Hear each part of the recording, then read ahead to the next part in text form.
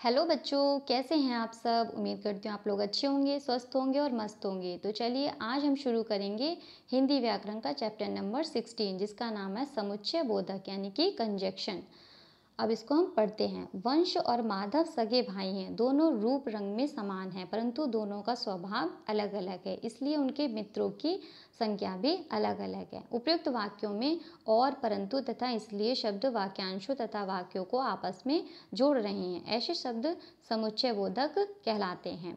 परिभाषा: शब्दों, वाक्यांशों तथा वाक्यों को जोड़ने वाले शब्द समुच्चय बोधक कहलाते हैं। समुच्चय बोधक अव्यय के भेद ये दो होते हैं, समानाधिकरण और व्यधिकरण समुच्चय बोधक। पहला है समानाधिकरण समुच्चय बोधक, जो अव्यय दो या दो से अधिक समान पदों, पदबंधों, उपवाक्यों को जोड़ता है उसे समानाधिकरण समुच्चय बोधक अव्यय कहते हैं। जैसे राघव और सुमेर सदा साथ रहते हैं, वह गया या नहीं।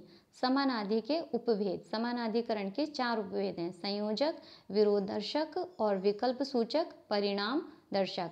संयोजक दो शब्दों या दो वाक्यों का आपस में जोड़ते हैं जो कि तथा और अर्थात एवं संयोजक कहलाते हैं। जैसे मानव भीतर गया और कुर्सी उठा लाया। काल का अर्थ समय अर्थात समय का बोध कराने वाला। सेकंड हैगा विकल्प सूचक। विकल्प सूचक शब्द दो या दो वाक्यों में विकल्प बताते हैं या अथवा चाहे शब्द विकल्प सूचक कहलाते हैं। जैसे चुपचाप बैठो या बाहर चले जाओ, पहला प्रश्न करो अथवा दूसरा। तीसरा है विरोधदर्शक। ये दो वाक्यों में विरोध दर्शाते हैं, किंतु, लेकिन, परंतु, अपितु, बल्कि, पर विरोधदर्शक शब्द हैं। आकाश में काले बादल छाए हैं लेकिन वर्षा नहीं हो रही। वह निर्धन है लेकिन बेईमान नहीं है।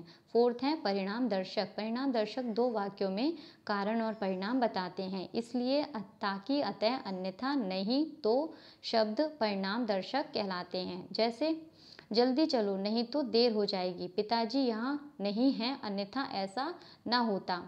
दूसरा है व्यधिकरण समुच्चय बोधक। वे अव्यय किसी वाक्य के एक या अधिक आश्रित उपवाक्यों को जोड़ते हैं, उन्हें व्यधिकरण समुच्चय बोधक अव्यय कहते हैं। जैसे मोहन विद्यालय से घर चला गया क्योंकि उसकी तबीयत खराब हो गई थी। व्यधिकरण समुच्चय बोधक के भी 4 भेद हैं। पहला है संकेत बोधक, स्वरूप बोधक, उद्देश्य बोधक और हेतु बोधक। संकेत बोधक: जहाँ दो वाक्यों के प्रारंभ में अगले योजक की ओर संकेत किया गया हो, जैसे यदि वर्षा ना हुई फसल नष्ट हो जाएगी, यदि तुम चाहो तो खेलने जा सकते हो।